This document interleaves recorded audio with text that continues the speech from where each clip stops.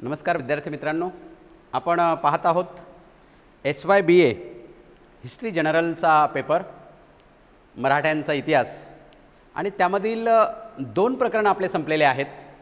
तिसऱ्या प्रकरणाला आपण आज सुरुवात करत आहोत।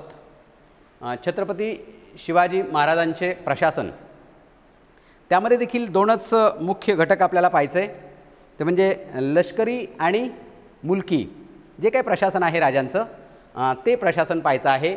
आणि त्यामधील आज आपण पाहत आहोत मिलिटरी ॲडमिनिस्ट्रेशन म्हणजेच लष्करी प्रशासन राजांचं जे काय आहे तो भाग आपण पाहणार आहोत।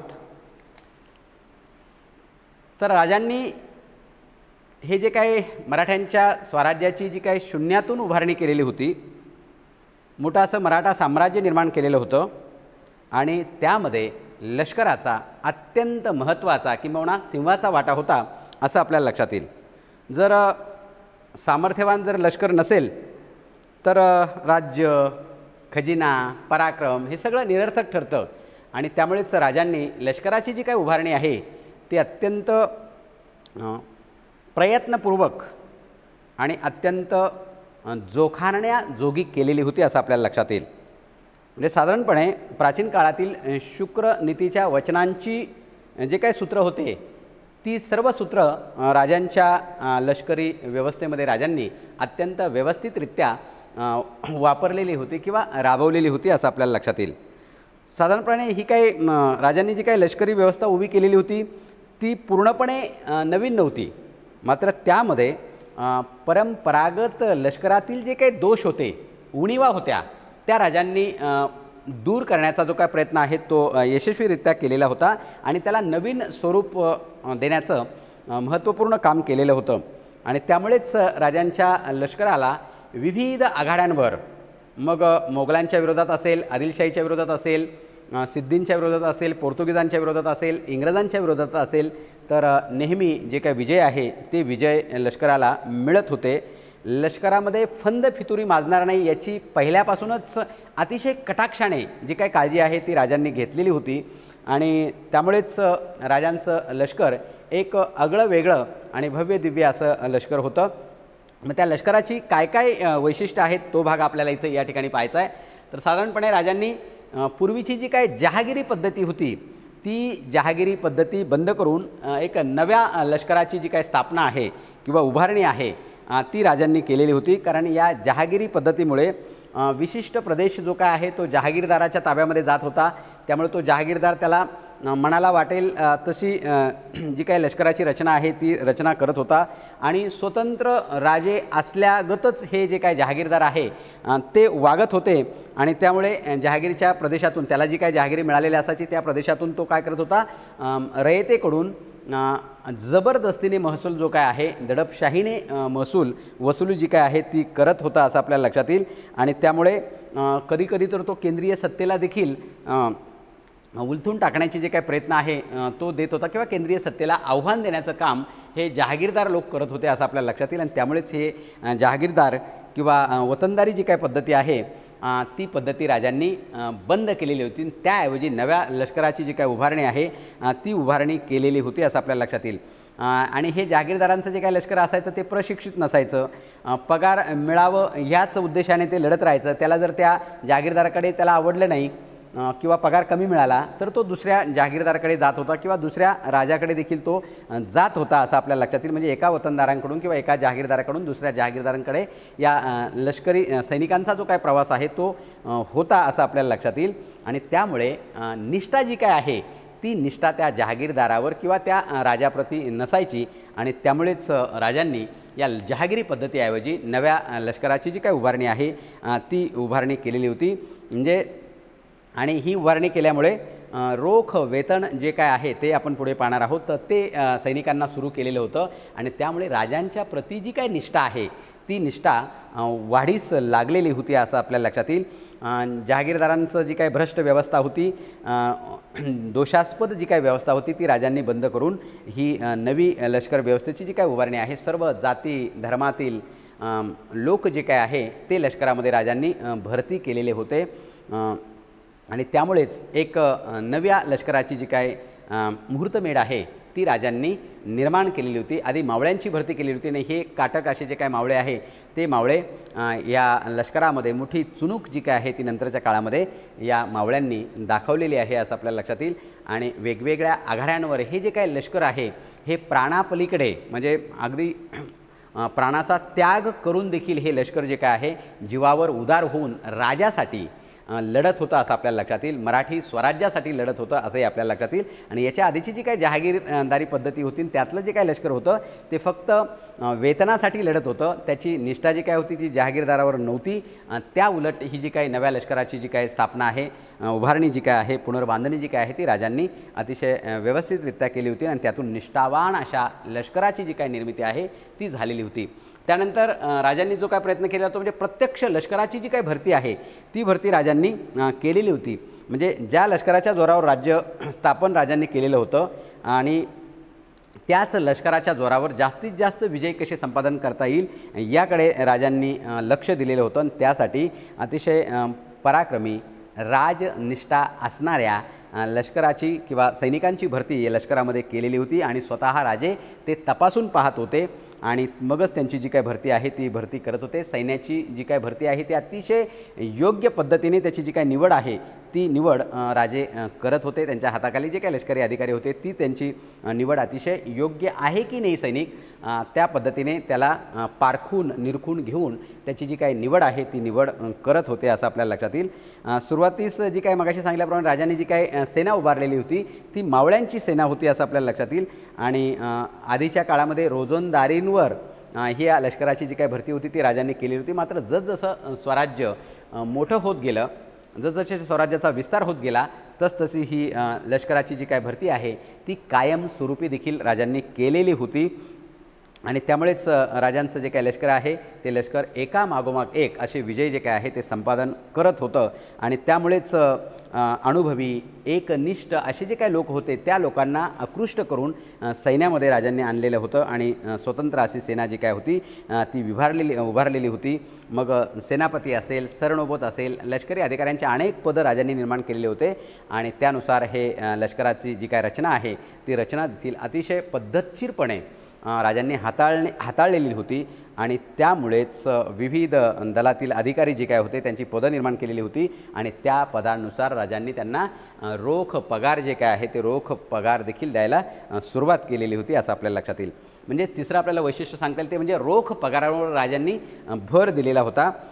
वतने जहागिऱ्या दिल्या की मग एकूणच राजनिष्ठा जी काय होती ती कमी होत होती हे राजांनी पाहिलेलं होतं, अनुभवलेलं होतं आणि त्यामुळेच त्यांनी ही जहागिरीची जी काय पद्धती होती, वतनदारी जी काय पद्धती होती ती नष्ट केलेली होती आणि रोख पगारावर जी काही सैन्य भरती आहे ती सैन्य भरती केलेली होती। आणि रोख पगार तो देखील अतिशय नियमितपणे सैनिकांना कसा मिळेल याकडे राजांचा जो काय कटाक्ष होता तो होता।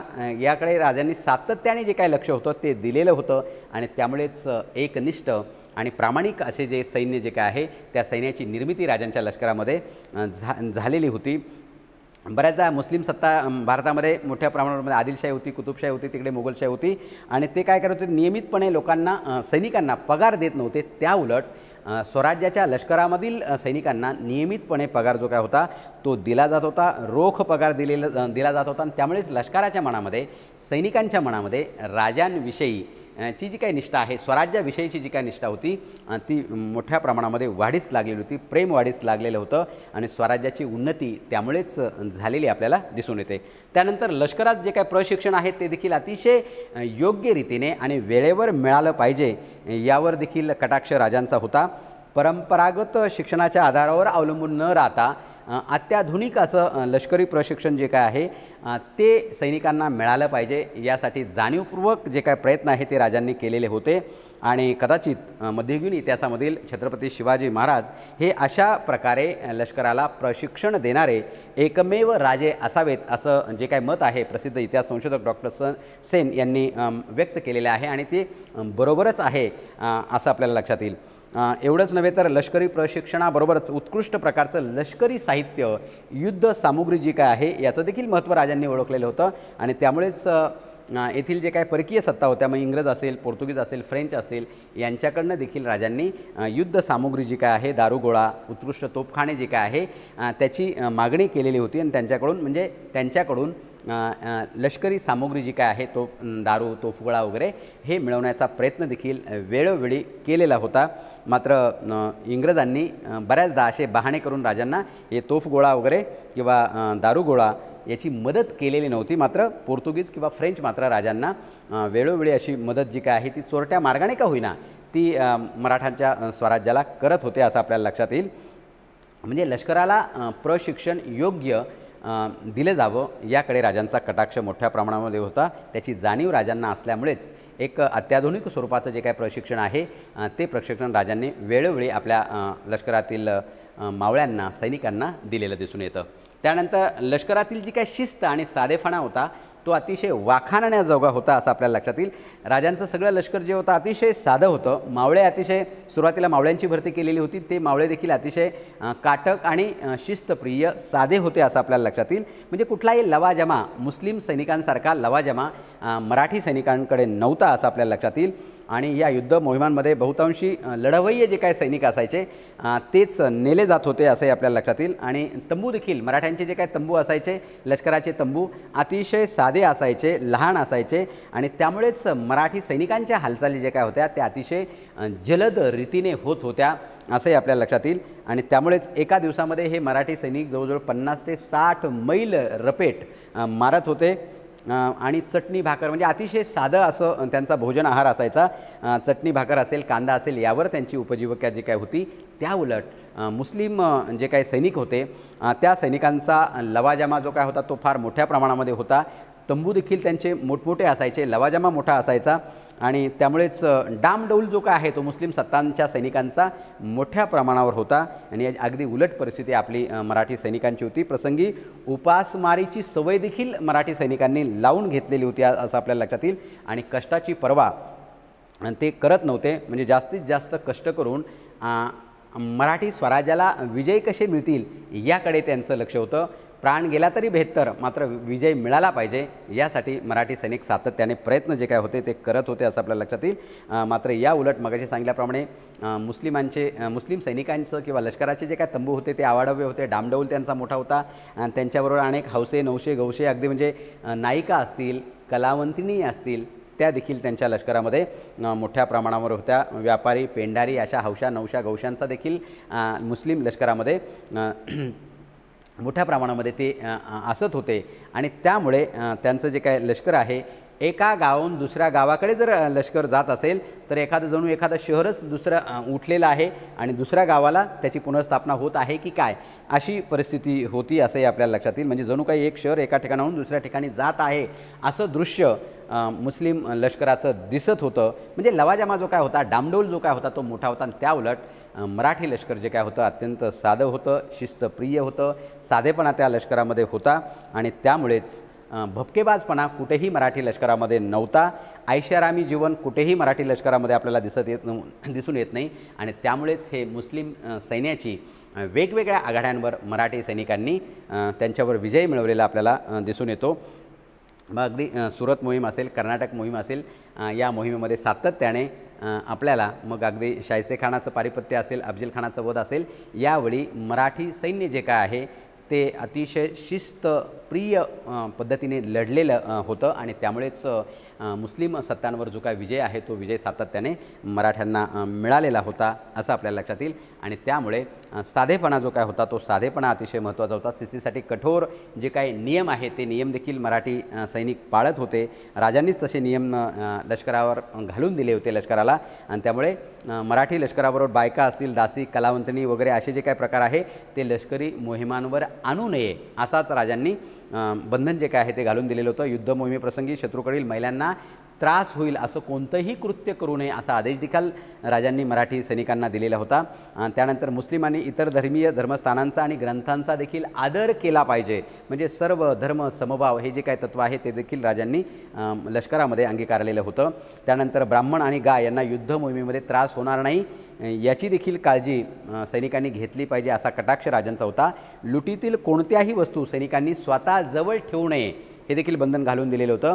आणि मोहिमेच्या समाप्तीनंतर लुटीचा हिशोब सरकारला सादर करावा असं देखील लष्कराला सैनिकांना जे काही नियम आहे ते सांगण्यात आलेले होते आणि ह्या सगळ्याच नियमांचं अतिशय काटेकोरपणे जे काही बंधन आहे ते सगळ्या लष्कराला होतं आणि हे नियम जे काय तोडत होते त्यांना कडक शिक्षा देखील केली जात होती असं आपल्याला लक्षात येईल.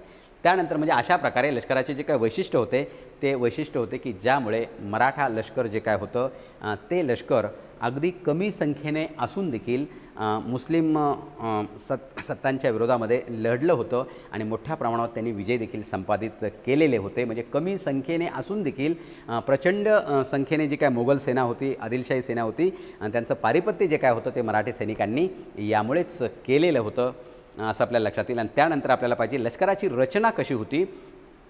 तर सर्वसाधारणपणे लष्कराचं जे काय प्रमुख पद जे काय होतं ते स्वतः राजे त्याचे सर्वोच्च प्रमुख होते. राजांकडे ते सगळे अधिकार होते.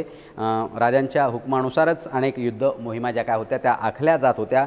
लष्करी तह असतील, करारनामे असतील, त्यावेळी राजे स्वतः लक्ष घालत होते आणि राजांचं स्थान जे काय होतं ह्या तहामध्ये करारामध्ये महत्त्वपूर्ण होतं असं आपल्याला लक्षात येईल.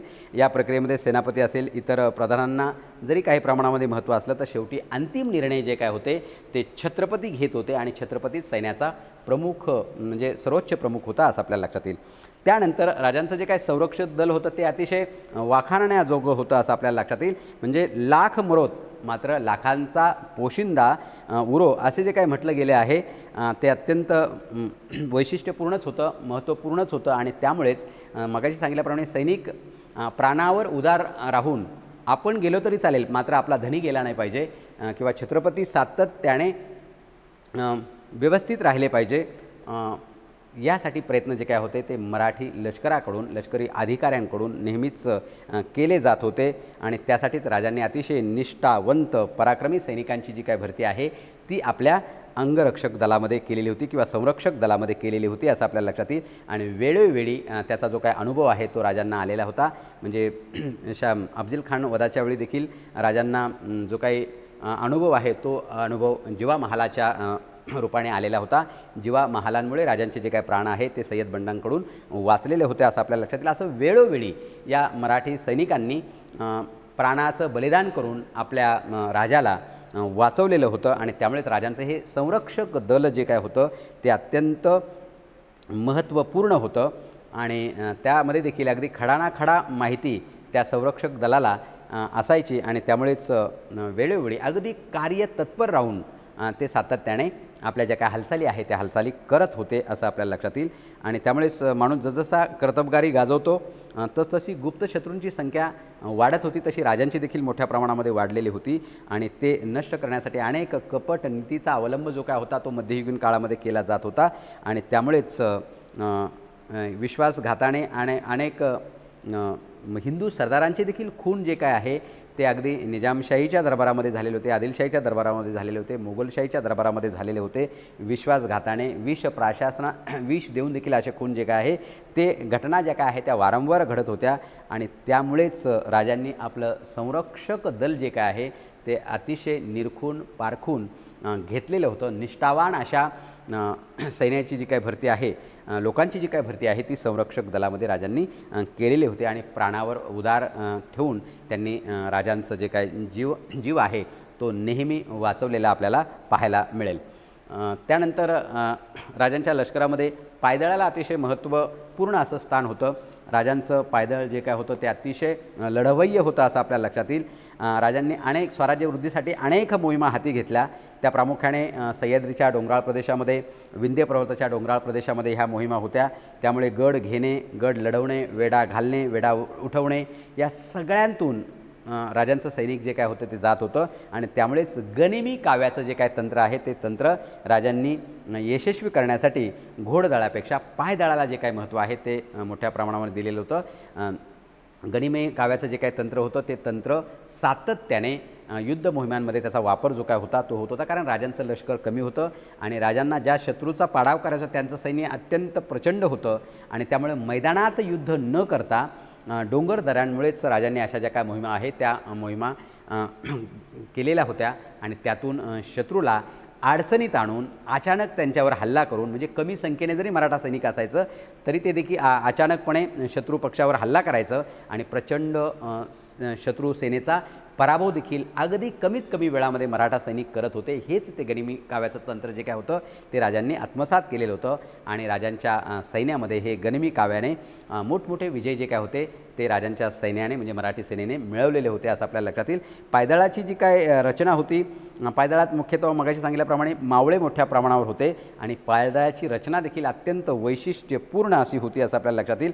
साधा सैनिक असायचा आणि त्यानंतर 10 सैनिकांवर एक नाईक असायचा, त्या 5 नायकांवर एक हवालदार असायचा, 3 हवालदारांवर एक जुमलेदार असायचा, 7 ते 8 किंवा 10 जुमलेदारांवर एक हजारी नावाचा अधिकारी असायचा आणि सर्व हजारींचा जो काय प्रमुख असायचा तो सेनापती असायचा असं आपल्याला लक्षात येईल।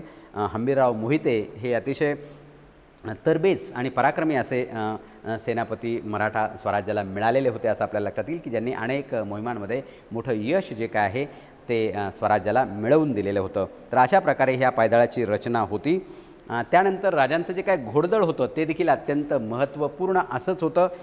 लांबच्या मोहिमा आणि वेगवान हालचाली करण्यासाठी ह्या घोडदळाचा वापर जो काय होता तो राजांना होत होता, मराठी सैनिकांना होत होता। घोडदळाचे देखील प्रकार होते, एक बारगीर आणि दुसरं जे काय होतं ते शिलेदार। बारगीरालाच पागा असं देखील म्हटलं जायचं आणि हा पागा किंवा बारगीर म्हणजे सरकारी घोडदळ असायचं।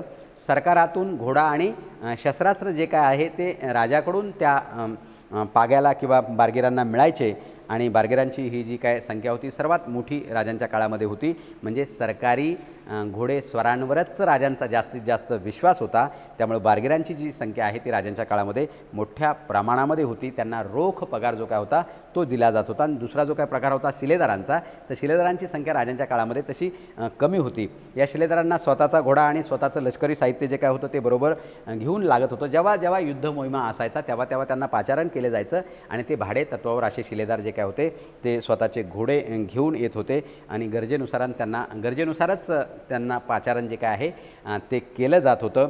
अर्थात राजांचा मगाशी सांगितल्याप्रमाणे अधिक जो काय भर होता तो पाग्यांवर होता, सरकारी बारगीरावर होता असं आपल्याला लक्षात येईल।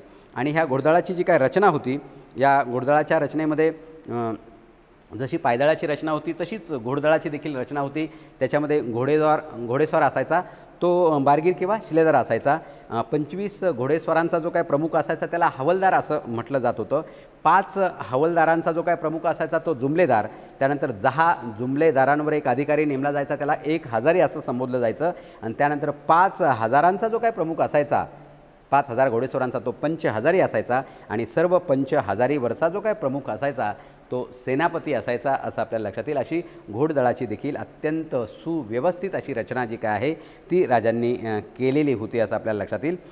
त्यानंतर उंटदळ आणि हत्तीदळ हे ह्या तंत्राचा जो काय उपयोग आहे उंटदळ आणि हत्तीदळ तर तो राजांच्या लष्करामध्ये खूप कमी प्रमाणामध्ये होता। त्याचं कारण असं की सातत्याने गनिमी काव्याने राजांना युद्ध करावं लागलेलं होतं, अनेक मोहिमा गनिमी काव्यानेच फत्ते करावे लागलेलं होतं। त्यामुळे पायदळ आणि घोडदळ यालाच जास्तीत जास्त महत्त्व होतं।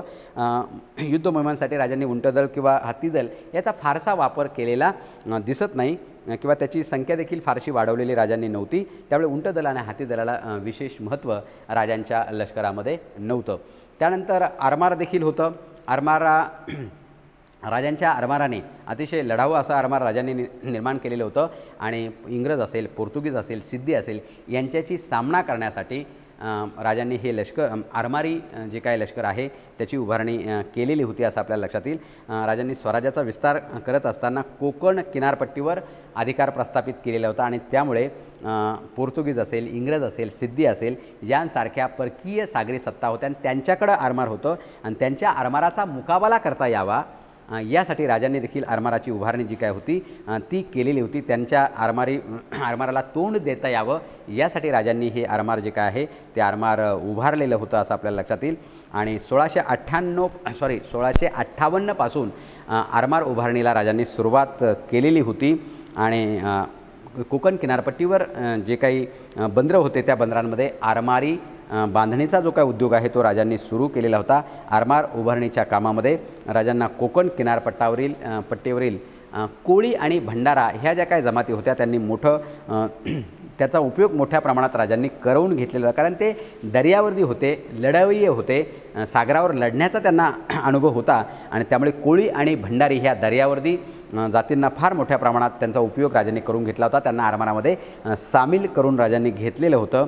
ह्या भागामध्ये सागाचं लाकूड देखील मोठ्या प्रमाणामध्ये मिळत होतं आणि त्यामुळेच राजांनी या इंग्रज पोर्तुगीजांप्रमाणेच आपली आरमारी जहाजं देखील बांधवून घेतलेली, तो उद्योग देखील राजांनी तयार केलेला होता. कल्याण आणि भिवंडी या परिसरामध्ये किंवा कोकणामध्ये अनेक ठिकाणी अशी जहाज उभारणीची जे काही केंद्र आहे ती मराठ्यांनी सुरू केलेली होती. त्याचं तंत्रज्ञान मराठ्यांना अवगत नव्हतं, मात्र जे काही ज्ञान अवगत होतं त्याचा पुरेपूर उपयोग जो काय आहे तो राजांनी करवून घेतलेला होता आणि नौका आणि जहाजांची निर्मिती जी काय होती ती केली होती. त्यामध्ये मग गलबत होते, गुराब होता, शिवाड, मचवा, तरांडी, पगार, तारू, तिरकाटी अशा नावाच्या नौका आणि छोटी छोटी जहाजं राजांच्या आरमारामध्ये तयार झालेली होती. राजांनी आरमारामध्ये दर्या सारंग आणि मायनाईक ही जी काही दोन पदं आहे ती दोन अधिकार पदं निर्माण केलेली होती. दर्या सारंग पदावर मुस्लिम अधिकारी राजांनी नियुक्त केलेला होता, तर माय नाईक पदावर भंडारी जी काय जमात होती कोकणातली त्यांना त्याचे अधिकारी जे काय आहे ते बनवलेलं होतं असं आपल्याला लक्षात येईल. सभासद बखरीमध्ये राजांच्या आरमारामध्ये साधारणपणे 700 लढाऊ जहाजं होती असे उल्लेख आलेले आहे आणि याच आरमाराच्या बळावर राजांनी सिद्धी, इंग्रज, पोर्तुगीज यांच्या आक्रमणाला अतिशय मोठं असं सामर्थ्यशाली आरमार त्यांचं होतं, मात्र तरी देखील त्यांचं जे काय आक्रमण आहे ते थोपवण्याचा प्रयत्न राजांनी केलेला होता आणि त्यांच्या या सिद्धींच्या, इंग्रजांच्या, पोर्तुगीजांच्या आरमारी आक्रमणाला पायबंद घालण्याचा जो काय प्रयत्न आहे तो राजांनी स्वतःचं सामर्थ्यशाली असा आरमार उभारून तो केलेला होता. यशस्वी तो प्रयत्न होता असंही आपल्याला लक्षात येईल की ज्यामुळे इंग्रज असतील, पोर्तुगीज असतील, सिद्धी असतील तर ते राजांना किंवा मराठा सैनिकांना घाबरूनच राहत होते. दरारा जो काय आहे तो कोकणामध्ये राजांच्या आरमारी सामर्थ्याने निर्माण झालेला होता असं आपल्याला लक्षात येईल. अशा प्रकारे लष्करी जे काय प्रशासन राजांचं आहे ते आपण पाहिलं, त्याच्यामध्ये वैशिष्ट्य पाहिले. वैशिष्ट्यानंतर आपण लष्कराची रचना कशी होती तोही भाग पाहिला आणि त्यानंतर आरमारी व्यवस्था कशी होती तो देखील भाग आपण पाहिला.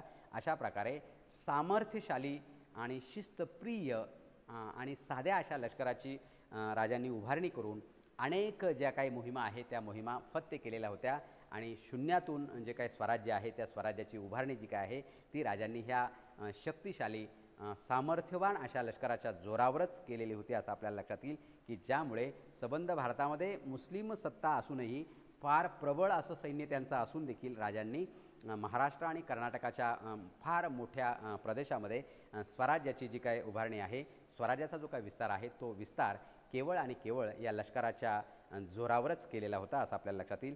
यानंतर जे काही मुलकी प्रशासन आहे तो भाग आपण नंतरच्या लेक्चरला बघू. धन्यवाद.